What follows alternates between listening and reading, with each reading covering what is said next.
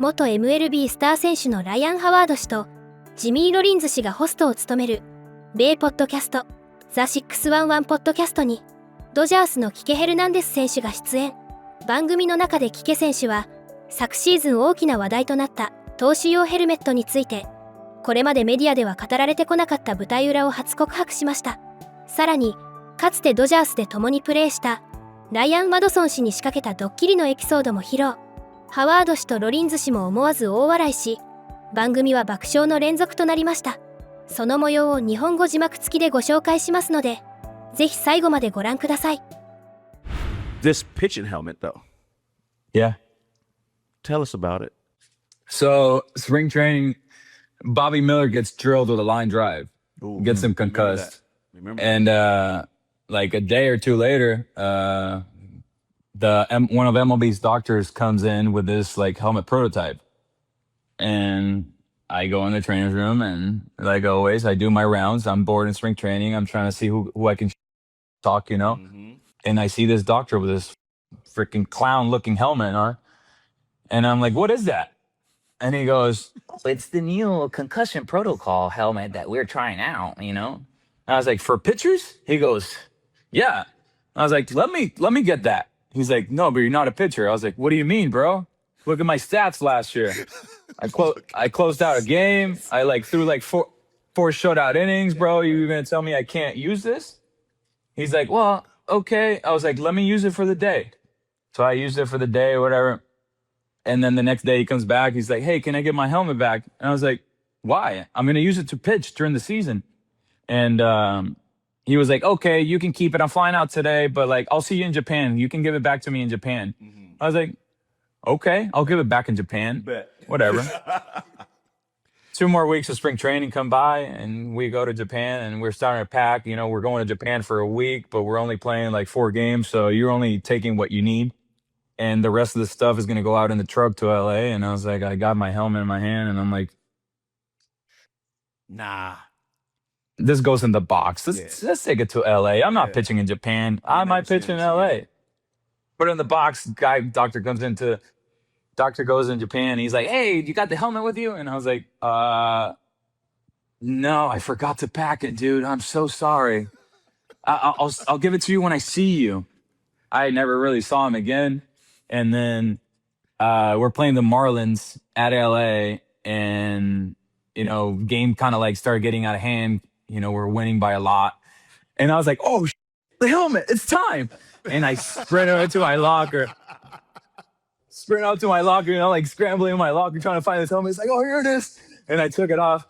Cause like I mean, I don't get embarrassed easily, but like At all. you know, chances are I'm going to make a fool of myself because it's position player pitching, and I'm going to be lobbing the ball. And we're winning. It's not like we're losing. So like it's a winning situation. And I felt like it was the perfect team to do it against, because it was against the Marlins and Clayton McCullough, who I got tons of respect for. He was our coach here. Like we won a World Series together. Like we stay in touch constantly.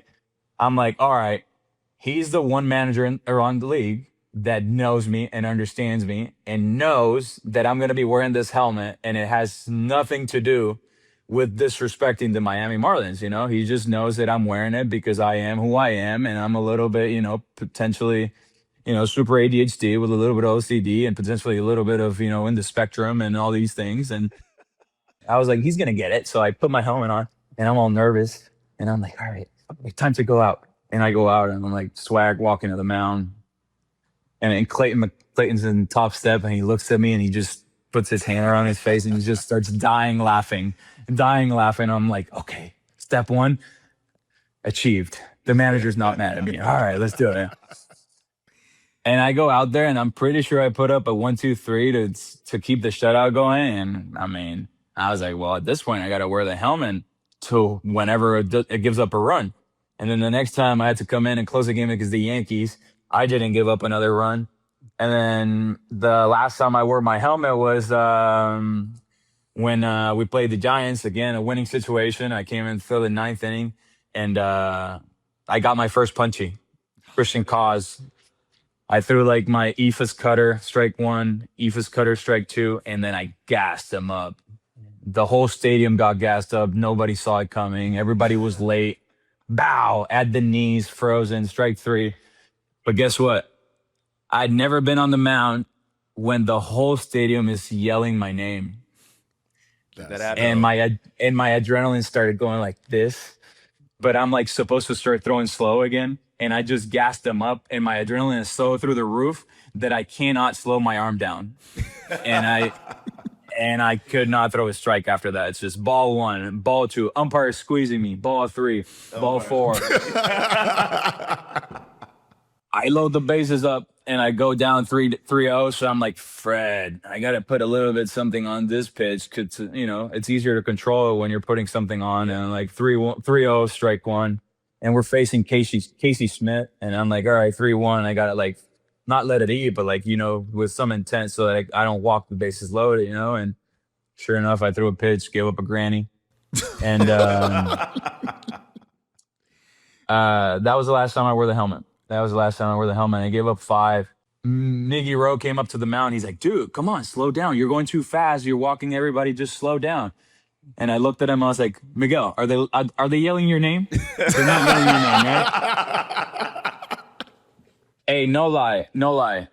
When you're hitting, there's maybe a handful of times where like there's guys that throw like 100 and they don't know where it's going, where you're like, you get in there and you're like, oh, this guy might hit me in the face right here. He has no clue where it's going.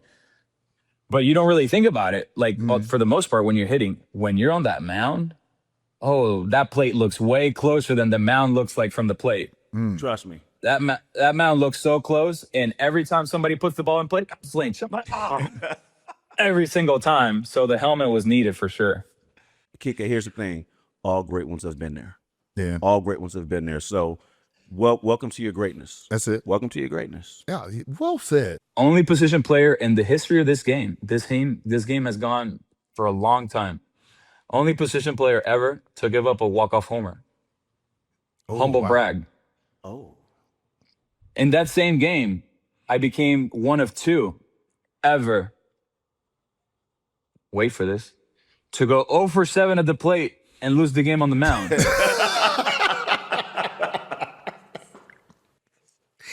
Oh, hell no. I can feel the pride. I can feel the pride in that. Right. Only Enrique Kike Hernández and George Babe Ruth Herman. The only 2, baby. What I said, the great ones have been there. The great ones have been there, Kike. Only guy ever to get on base 3 times in one game and also come in relief and close out a shutout for his team. There it is. No big deal. That's what I do, baby. Hey, no, that's what I do. Hey, give that helmet to the Hall of Fame, man. Right. Give it to the Hall of Fame. What for, bro? What for? The great ones reside in the Hall of Fame post-career. That's what I was told. The great ones. The helmet has an 80 ERA. Not Kike, the helmet. The helmet. The helmet. It wasn't me. Yeah. The helmet guy. That's crazy, bro. For sure. It's crazy. With that, you've played in some good clubhouses. Oh, man, you that's know, it. some story franchises, Boston, LA. Do you have, I'll give you a couple options. What are your favorite clubhouse stories from both places? Wow. As far as the Dodgers locker room, I've done too many things to remember, but like one of the most memorable ones were like it involved the entire team. You know, it wasn't a one-man mission; it was an entire team mission. Both of you guys, former teammate, you guys won a World Series with him. Ryan Madson. Ryan Madson gets traded to us. Mad Oh, Dog. man. Oh, Oh, man. no. And in 2018, and I asked Chase about him, and Chase goes, "This dude seems really serious. Like, you know, he's into his routine, blah blah blah." But Yeah. I gotta tell you about Bruce. I knew Bruce was coming out. Bruce.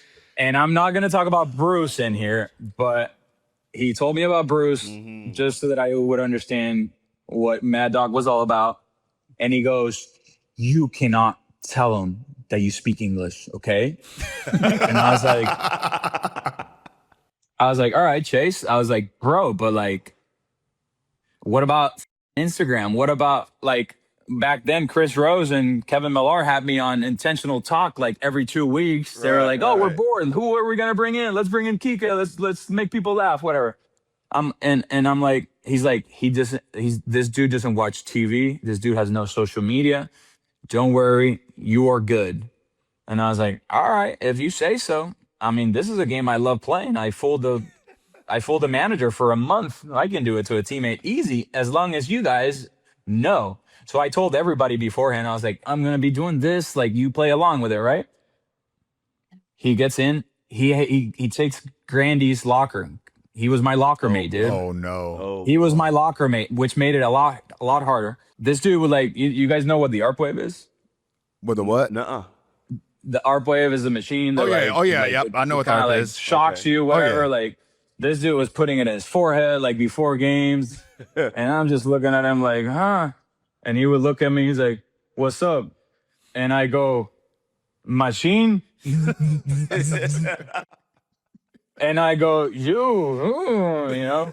I'm trying to not only play the no speak English, but borderline this guy thinks this guy's stupid, you know? Right. I'm talking like a caveman to him. And we're talking about like, hey, Madson. I would like be like, hey, Madson, today changer. Ooh, go man, go. And he was like, ¿Te gusta? Sí, te gusta. And I was like, yeah, bro, I like that you're speaking Spanish the way I'm speaking English to you. Okay, let's keep it going. You know? And every day it was just like a random comment and people around me like, just like, Jesus Christ, how can you do this? And like my stressful part was like when they do the Jumbotron videos and like in between innings. And you speaking perfect Oh, English. stop. Yeah, and I'm like, oh my gosh, this is the one way to blow it off. Like, this is gonna ruin everything, whatever. Nothing happened. Like, and we traded for him late in the season. He was a waiver trade back when we could do those. And so what we did was like, we got him at the end of August, and the whole team went with it all of September. And that year, obviously, we had to play. That was back to the story of playing 163. We had to play a 163 game, and we want to win the division.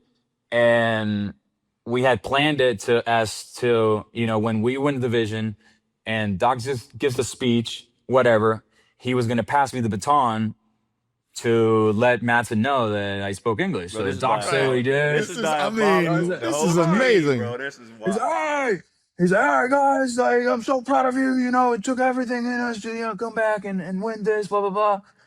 He's like, anybody else got something to say? He's like, Kika, you got something to say? I was like, me? Okay. Guys, congratulations. Oh yeah, Madson. I speak perfect English and the whole team's been f***ing with you this whole time. His face was just like, what? The whole team? And it was pretty sick, and it was a hard one because, you know, it involved every single team, you know, trainers, clubbies, you know, it involved everybody. So That was a pretty good one. That is hilarious, bro. Great job. Touche. Great That's job, it. PK. Great That's job, it. bro. 最後までご覧いただきありがとうございました。今回の動画についてどういう感想を持たれましたか？ぜひコメント欄で意見や感想をお聞かせください。チャンネル登録やグッドボタンを押していただけると励みになります。それでは次回の動画でお会いしましょう。